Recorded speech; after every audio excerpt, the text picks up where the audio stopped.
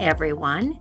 Thanks for joining us for our second segment in our 2026 Tune-Up Tuesday series.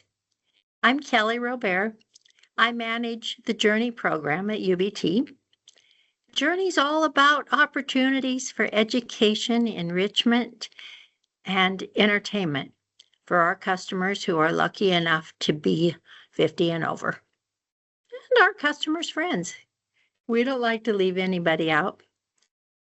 Tune-Up Tuesday series came about, several years back.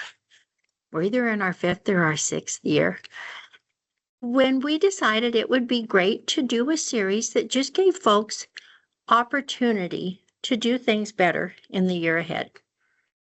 A lot of times that includes health and fitness.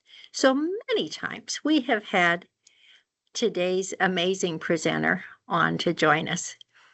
And if you've not experienced her, you're in for a real treat. No, she's not paying me to say any of this.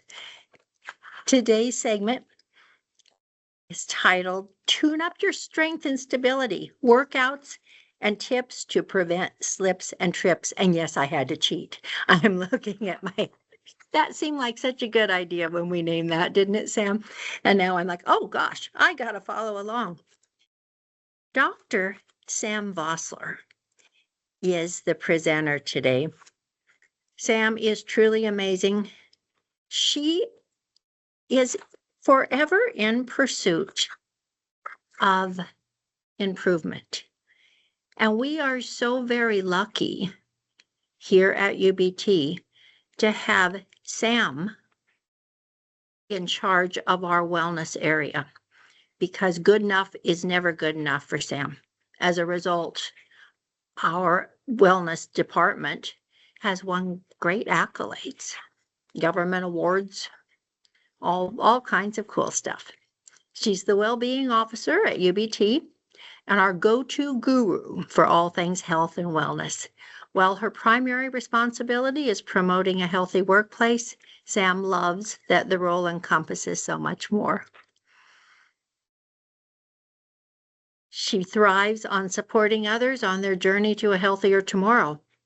Using her doctoral degree in healthcare education and a treasure trove of experience in exercise science and community health, this wellness wizard gets to help others to live their very best lives. Sam's enthusiasm spills over into her community, too.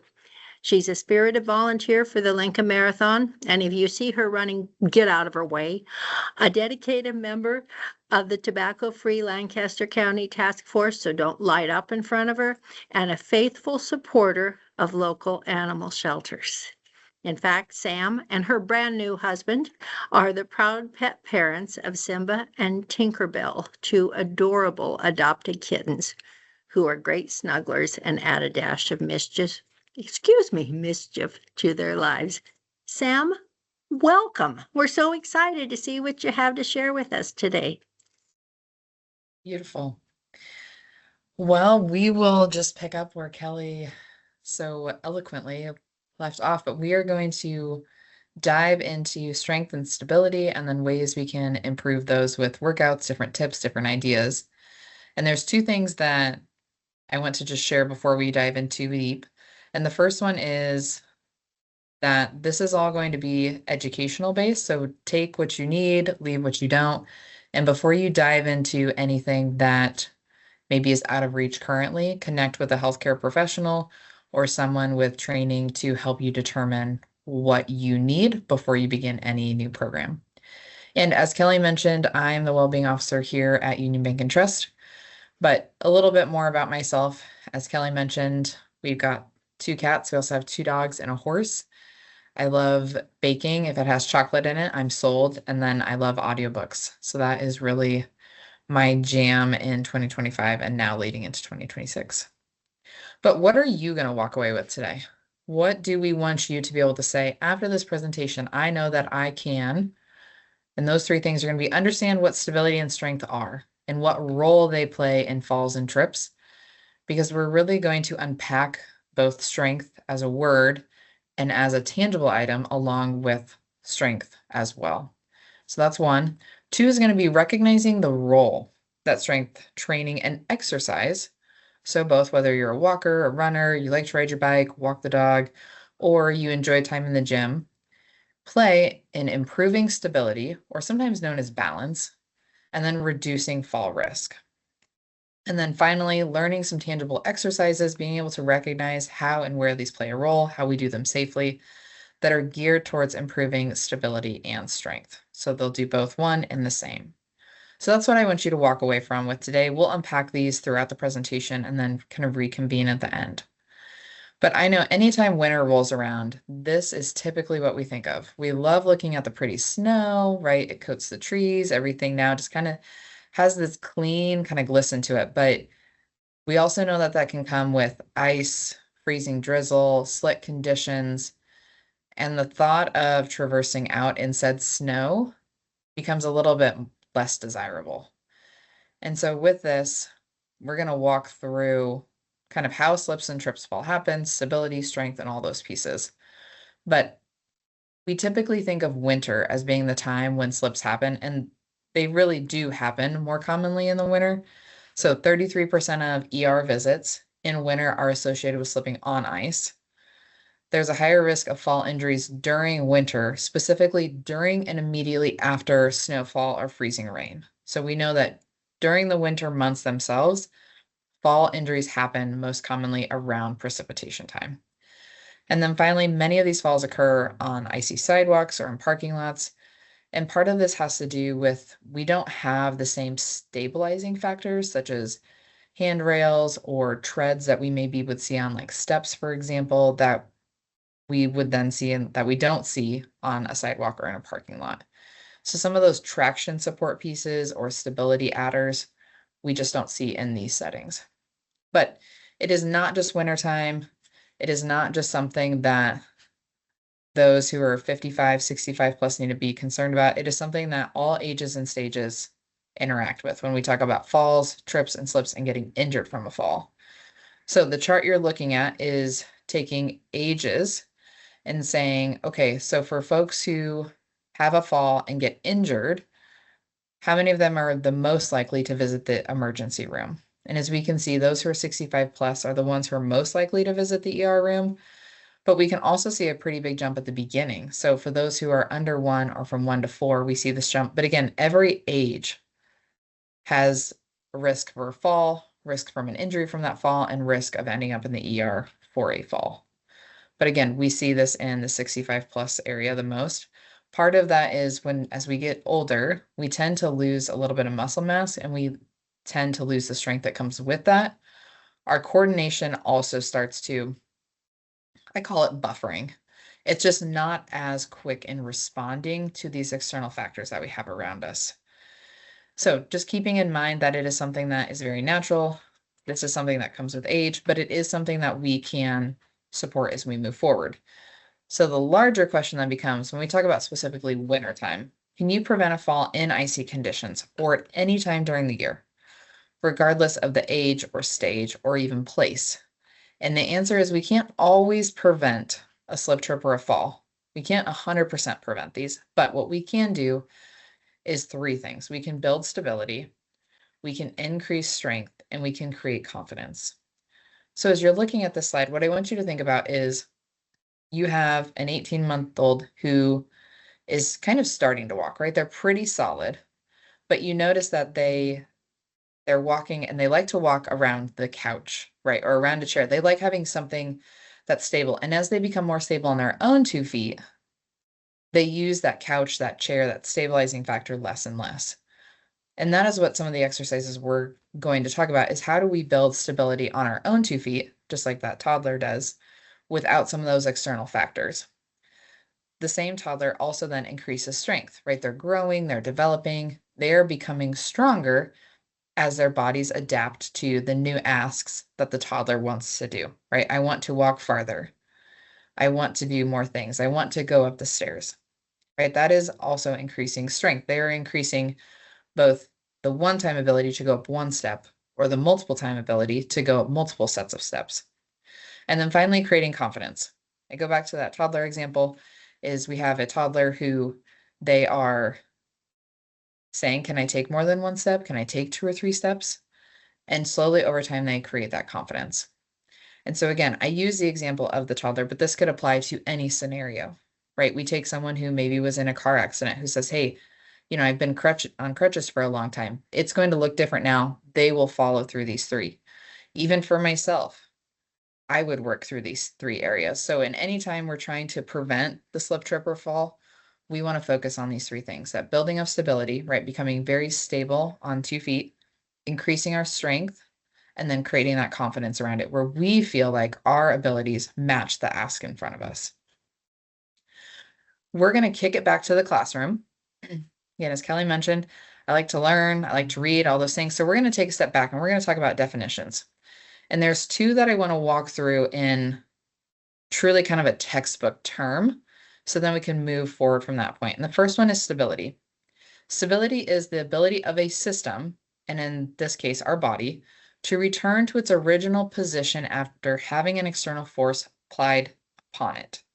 We'll walk through some examples, but what I want you to think about is kind of a young tree, right? It's pretty stable, and when the wind blows, it slightly bends, and then when the wind stops, it comes back to upright. That is, in some cases, stability. Now, there is a spectrum to stability, and there is a point in time where we can't stay stable when an external force is placed upon us. I'm going to use that young tree example again. If there's a tornado that comes through, that is an external force that it can't stay upright for. You may find that it's laying on its side with the tree roots exposed. That is a space and place where that external force was too much for the system, the tree, to return to its original position. The second one is strength. So this is the ability to exert force to overcome resistance. And this one is a little bit more textbook that we're going to walk through, because when we think of force, we think of us typically exerting force on something, but force works both ways. So when I step onto the ground is exerting force up and I am exerting force down. Now, I'm probably not going to be able to move the ground, but the ground could help actually move me. Right? And the way that I would explain this is, think about if you're jumping on the ground, if you're trying to jump off the ground versus jump up off of a trampoline. That trampoline gives and the ground does not. And so force is, we have to be able to exert enough force to overcome the resistance in front of us. So this could be, if I go up to a door and it's kind of stuck and I'm pushing on it, I can eventually exert enough force to get the door to open, right? I've pushed enough force into that door that the force that's pushing back eventually gives. But if I'm pushing up against the brick wall, that brick wall is pushing back enough force that I'm not able to create any amount of force that would overcome that brick wall. So with strength, when we're able to create more force, right, we're able to overcome different resistance. So let's go back to our tree example, right? We have stability in there. Strength would be, if I have a young tree, they may only be able to resist up to 100-mile-per-hour winds. Well, if I have a little bit older tree, it's got a little bit more strength in the trunk, it may be able to resist force up to 150-mile-per-hour winds. And that's the idea of strength, is that we have this ability to exert force back in a way to overcome the resistance that's being put on us. So let's walk through a few different examples that are more kind of real time for you. So I put the stability definition back on here, the ability to recover when external force is placed on the body. And we're going to use the example of this handstand. Now, not that we're going to be doing handstands necessarily, but take into consideration if this is a stable or unstable position, or could it be both? Because what I want you to think about is stability is coming back to center, right? We go from unstable, or we go from stable to unstable and then back to stable. So if we use this example, let's say that this is your 10-year-old granddaughter and you go up and you start tickling her and she slightly moves, right? She kind of wiggles, but then she goes back to being very still. So they have gone from stable, unstable, back to stable. And so that is how stability in a nutshell kind of works, is how quickly can we recover from an external variable and go from being that stable to unstable back to stable. Again, there's going to be times and situations where we aren't able to gain that stability, right? Again, we can't 100% prevent a slip, trip, or fall, but we can extend that range and our ability to recover from that external force. So some external forces that may be in your life, and I'm going to walk through these clockwise, starting with the steps, are going to be stairs or steps of any type. When we're changing, right, kind of I call it altitude, changing our altitude, right, whether we're going up or down, but these require us to move from 2 feet when we're the most stable to 1 foot, which is a much less stable position, which we'll talk about here in a little bit. But steps are 1. Inanimate objects, so the cars, is number 2. This could be anything that is not alive and moving on you, but cars, kids' toys, shoes, right? The rug got a little pulled up and you accidentally tripped over it. Anything along those lines. Animate objects, pets, kids, maybe you didn't realize your spouse was behind you filling up his cup with the water and you turned around, right? And then you took a step back, right? That moved you from stable to unstable, and now we're back to being stable. And then finally, other items. I put tree roots here, but this could be an uneven sidewalk. This could be a crushed white rock parking lot where it's just kind of uneven, right? And we can't quite get our footing on it. So these are 4 kind of common ones that we just see in daily life. There's probably others as well. But again, in any of these, we want to be stable. And then when that external force, which would be one of these 4, is placed upon us, we go to that unstable position and then we move back to stable. And we are able to improve this stability or shrink that time that we go from stable to stable with that unstable in the middle through strength. And strength is more than the ability to pick up an object. Many times we think of this as I can pick up a 15-pound bag of potatoes, or I can bicep curl 10 pounds. Strength is also our ability to create force quickly. Again, to do it in a manner that we're able to move fairly quickly so that we can recover when that slip, trip, or fall begins. So this is better known as the ability to catch ourselves. And that comes from this idea of being strong or being able to create force. So many times when we talk about kind of this aging process and we're losing muscle mass, we also tend to lose this strength. And so when we start to fall, we don't have the strength to recover from that fall, right? Again, kind of that buffering is happening. And so that strength isn't there to move the needle forward. A few things that are going to require strength, and we'll talk through each one of these, but carrying groceries in. And I don't want you to think about how much the groceries weigh, but in the idea of when we're bending over to pick up this bag, there's a weight in there. And then as we stand back up, we have to also absorb this weight in some way. And we have to do so in a coordinated effort. And we also then have to move with this weight, whether we're holding it in front of us or off to one side, right? All of that takes strength. Whether we think about it in that way or not, the same thing with grandkids. Now we have something that's also moving, and their weight is moving when we're holding it. So maybe we put them on one hip, maybe we're holding them in front of us, maybe we're trying to put them out in front of us, like into a bathtub or something. This requires strength. This requires coordination. And then finally, I put traveling or Husker football games on here, but the idea behind this is items that require a certain amount of stamina. So when we talk about Husker football games, you have to walk to the stadium, walk through the stadium, walk up to your seat, walk back down, at least for me, about 10 minutes later, because now I have to go to the bathroom. If you want to travel, right, we're going to go to the beach. We have to park, then we have to walk to the beach, then we have to walk back. All of those things require a certain amount of strength. We have to keep putting one foot in front of the other. Our core muscles are stabilizing us. Our arms are helping to kind of keep us balanced as they swing, but all of these require strength in some capacity. So how do we improve these 2 things? If we know they tie to my fall risk and reducing that fall risk, and I know that if I improve my strength and stability, that fall risk will decrease, but how do I do that?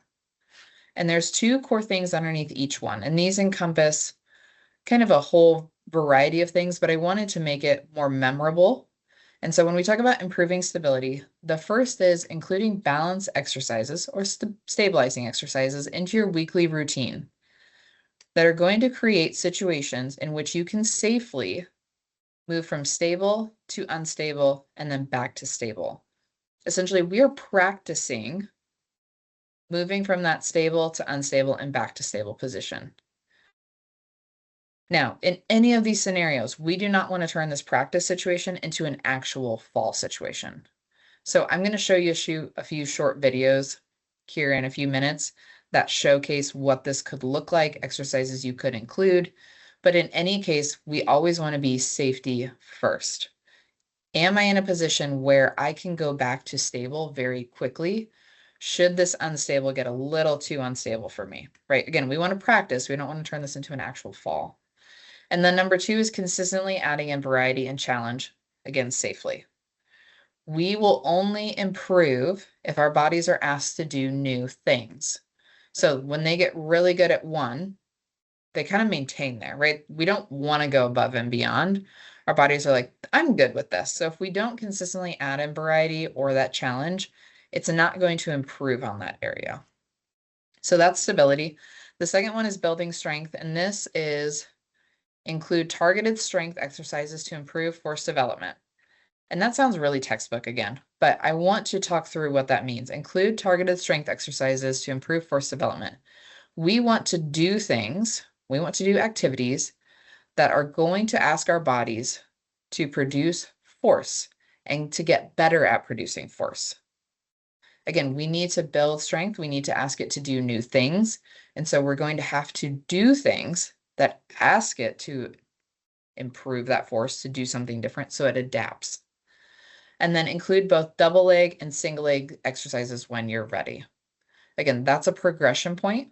That's a point where we say, hey, we feel really good doing double leg, 2 feet on the ground activities, but we need to get better at doing single leg exercises. And I'm going to use an example to kind of showcase what I'm talking about. When we walk, we consistently transfer between double and single leg.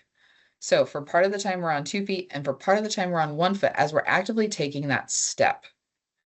And if you've ever thought about, okay, when I slipped on ice or when I missed that step, right, I was walking up the stadium stairs at a football game, I was on 1 foot when I fell, right? We typically don't fall when we're on 2 feet if the ground below us is really solid.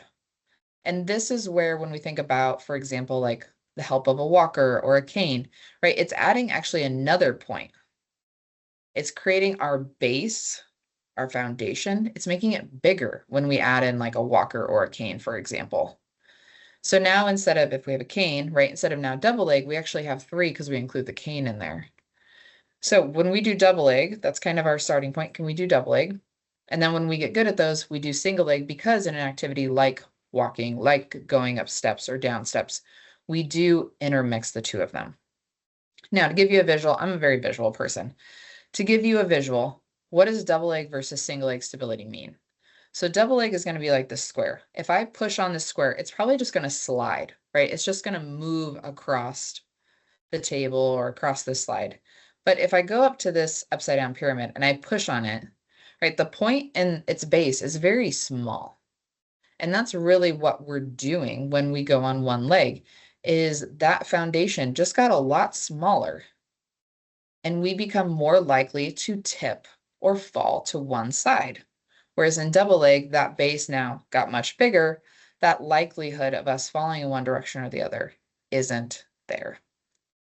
Okay, I'm going to pause here for a second, see if Kelly's got any questions for me.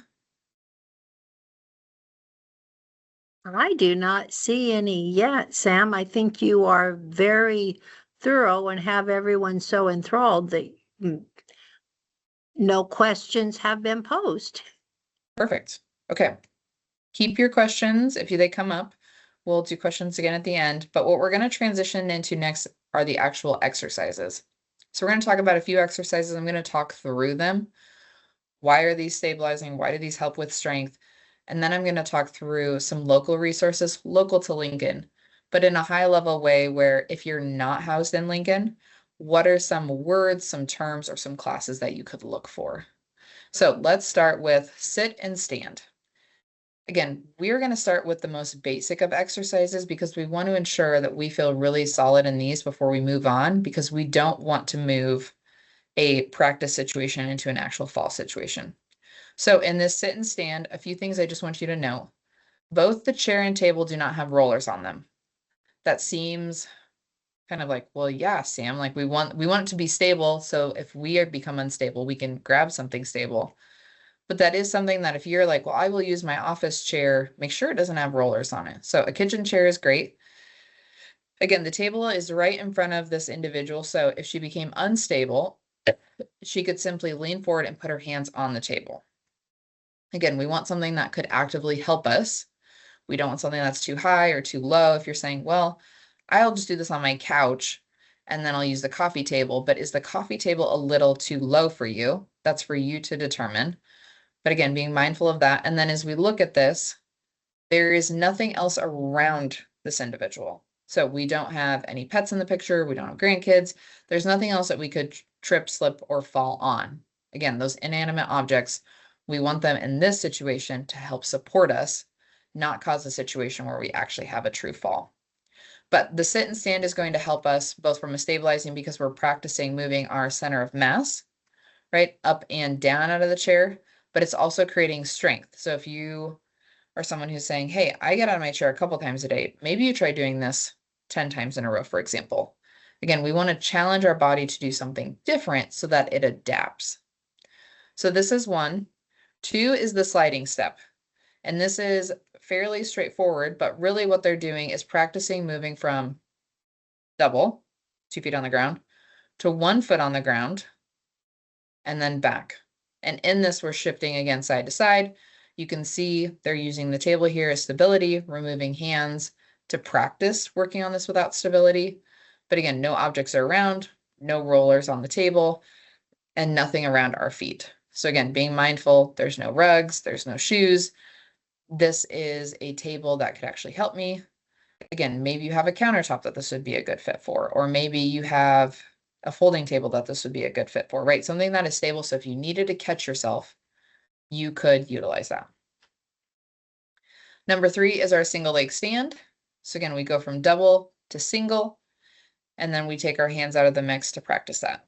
Again, all of these are just practice situations because we don't know when we maybe are taking that step and we don't realize, oh, this isn't as stable as I thought it was.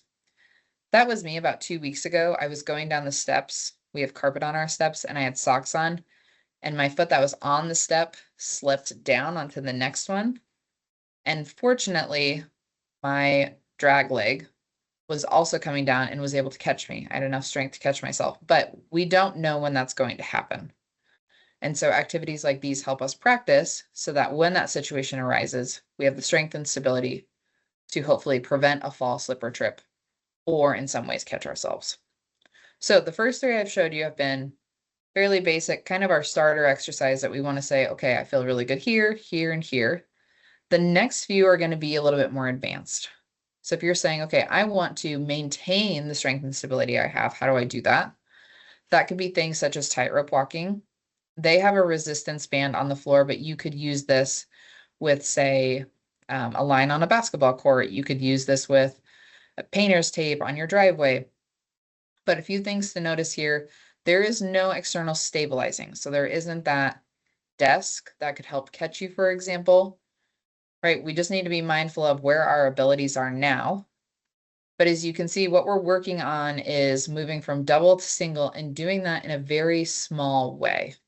So what that's forcing us to do is we then are moving from stable to unstable consistently throughout this, and our body is having to stabilize and to build that strength at the same time.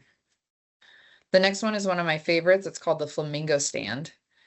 But this is kind of a march in some ways. Again, we don't have that supporting table around us.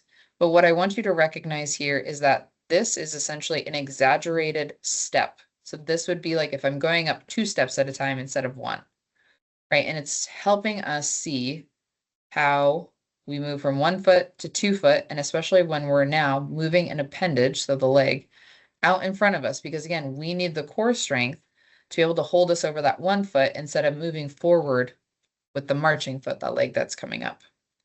And then the last one is heel toe raises. So this is moving your center of mass both in front of you and behind you. And again, is practicing going up on your toes. They have a stabilizing chair in here. Again, no rollers, nothing around them. to help them kind of stabilize. So there's a few exercises for you. You can also, in any Google search, YouTube, look up balancing activities, stabilizing or strength activities. They're all great and wonderful. I'm going to take a drink here for a minute.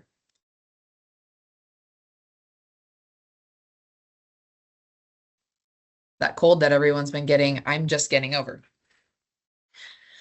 But if you are saying, I don't want to build my own program, I want to show up and someone to tell me what to do, you have options as well. And as I mentioned, these are mainly going to be local Lincoln, but if you're outside of Lincoln, or if you're saying, I want to see something else, use some of these key terms that I point out.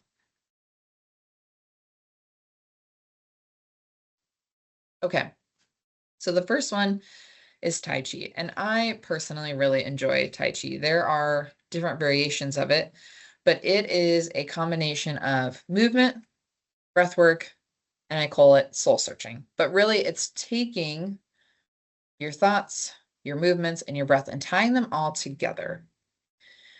Now, there are multiple offerings through Lincoln. So the Y offers a Moving for Better Balance Tai Chi. This is free to Lincoln Y members. You can actually sign up for this and not be a member. It does cost you, but you can. Tai Chi is also available through LNK TV. So they have recorded classes. They're free. They're available online. This would be kind of a good starter option to see what it would be like if you're not sure if an in-class is something that you're ready for, or if you're saying, I don't know anything about Tai Chi, like what does this look like? Number 2 would be yoga. This is going to be a step up from Tai Chi. But one of the things with yoga is that there are a wide range of yoga. So we can go from beginner's yoga to balance focused yoga to power yoga and everything in between. But yoga tends to be a little bit more readily available than Tai Chi. So that's why I don't have all the options listed, because you could go to just about any studio and have a yoga class, but it is something to consider because it is going to challenge you in different ways, but there are also quite a few modifications. The third one is called Enhanced Fitness. This is actually a kind of class.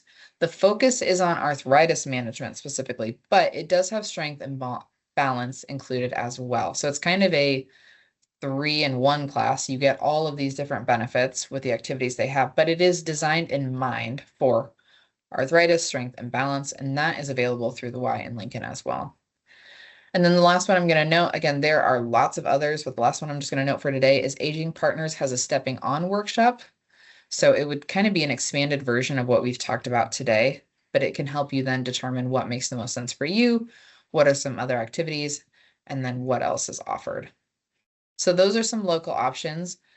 I did want to mention just a few others that may be a good fit. These are dependent on kind of what you're enrolled in or what you have, but I did want to give them a shout out. So YMCA, if you're a member there, you can get a wellness appointment. This is free to you.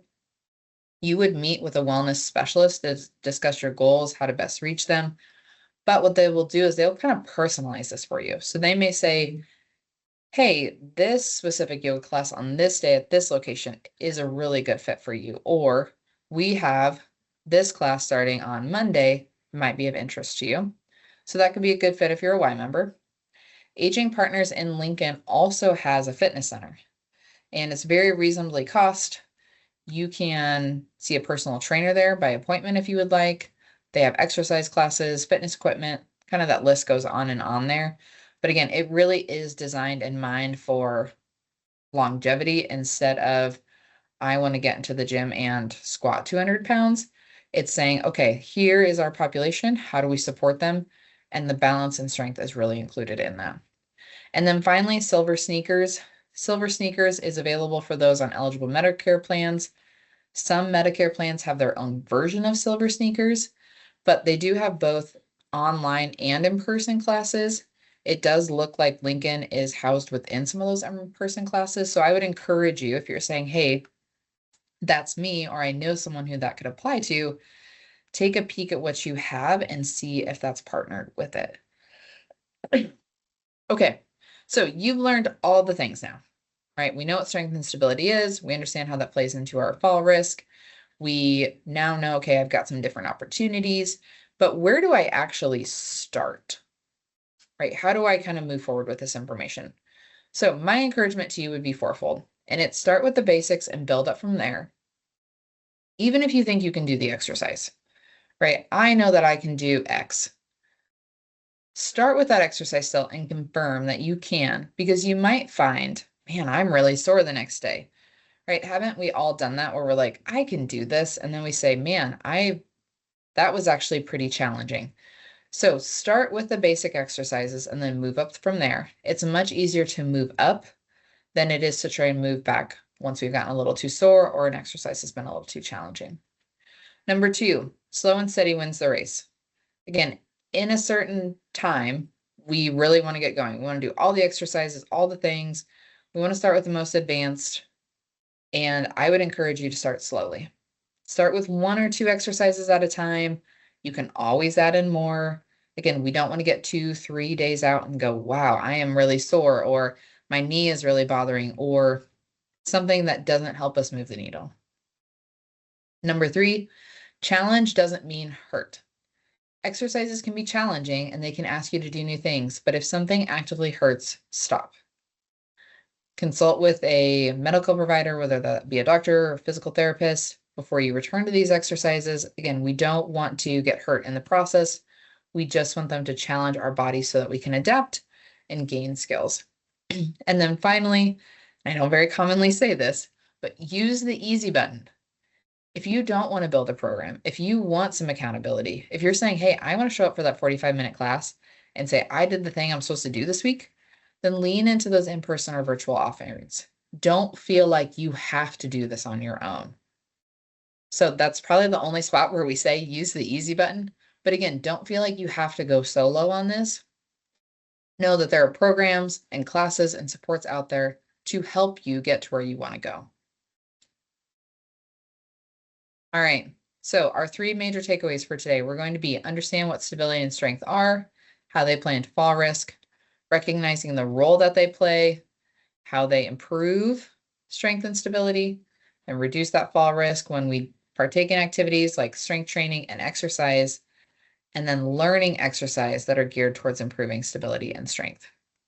Now, one question that I commonly get in my role is I like to walk, or I like to run, or I like to bike, right? I like to do these things. Can I still continue to do those things? And the answer is absolutely. If you're an avid walker or you walk your dog twice a day, right, keep doing those things. Those things will only help you when we talk about slips, trips, or falls.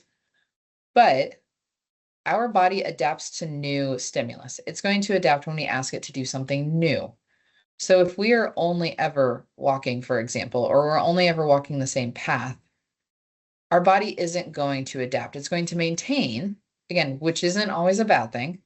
But if we want it to adapt, if we want to get better, we will have to ask it to do new things. The second piece is being mindful that what we're doing is moving the needle. And when I say that, it's we want our whole body to be well.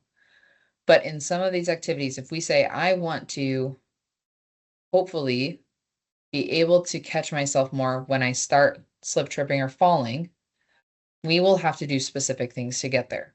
And so that's where these programs come into play, these classes come into play, because many times when we show up at, I'm going to use the example of the Y, when we show up at the Y, we tend to pick exercises that we know well, machines that we know well, or things that are comfortable to us, right? If I like to walk outside, I might like to walk on the treadmill too. And so when we engage in classes and programs and some of these other things, they typically will ask us to do new and different things, different than what is your typical. And so that's why I would say, if you're thinking about, okay, how do I improve some of these areas? When we take a class or jump into a program or we ask, like the wellness specialists at the Y, what do you think would be a good fit? They're going to give us different ideas than what we currently have, because our ideas are probably what we're already doing.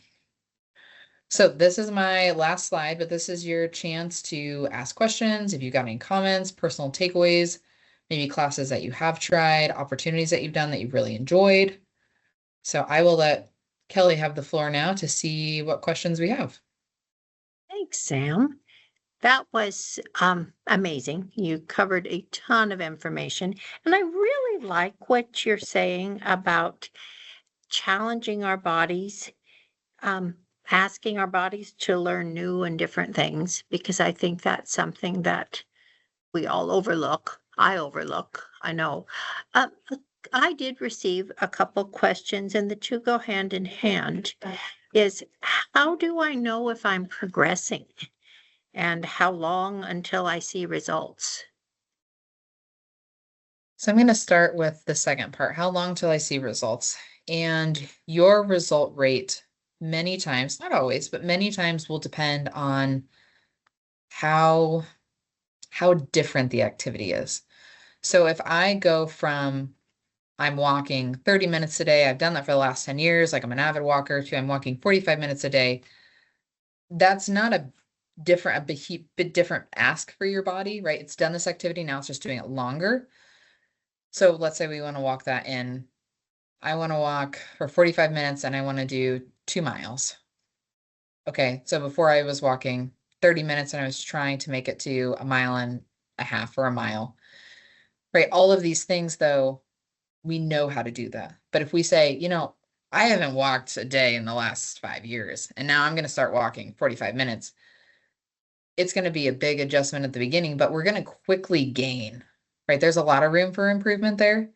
So that would be the answer to the first part. And then as far as measuring, we can add, I'm going to say quantitative, so number based, and qualitative, quality based. So quantitative could be before I could only walk, again, let's just say a mile, like that was the max I could go. And now I can walk a mile and a half. Or before I could go up 1 flight of stairs and then I had to take a break. And now I can go up 3 flights of stairs. The qualitative is more going to be when I walk, I feel more stable. I don't feel like I need to walk on the street because the sidewalk's super uneven, right? That quality is there. We see an improvement in that, where the quantitative is going to be the number improvement. Many times we like the number improvement part. We tend to follow that more than we do the quality part. We like to say, well, before I could do like the sits to stands where we're sitting in a chair, I could only do 5 of those and then I had to take a break. And now I can do 10 of those. Right. But really the bigger question is, okay, if I went to a football game and I'm cheering for my grandson, can I get up and down for the entirety of the game? That's a quality piece. Right. Instead of if we get like 3/4 through and you're like, man, I gotta sit the rest of the time. Like I'm really tired and my legs are really tired. That's the quality piece that I'm talking about.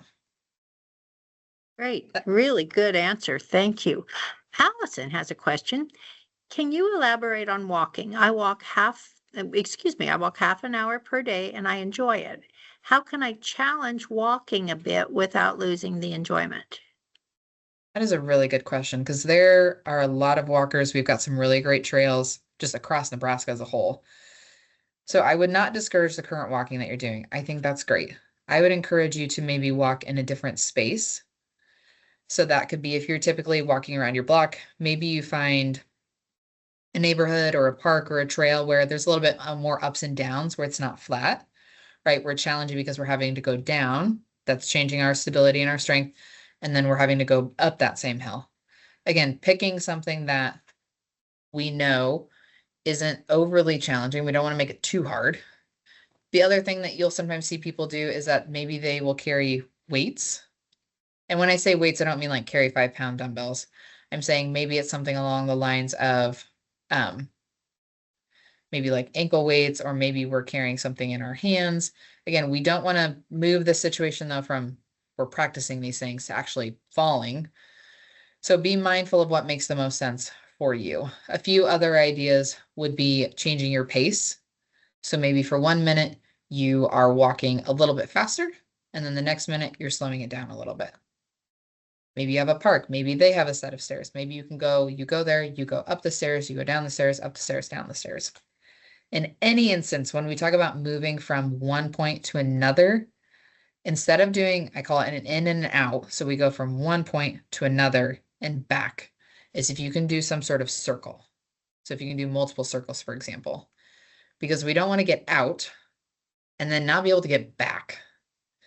I recently went to the Grand Canyon about 2 years ago. Not recently, 2 years ago. I went to the Grand Canyon, and that is one of their main points is it is a lot easier to go down into the canyon. But when you get a mile down, you got a mile back up. And so that's the same idea of if you can just walk around the block.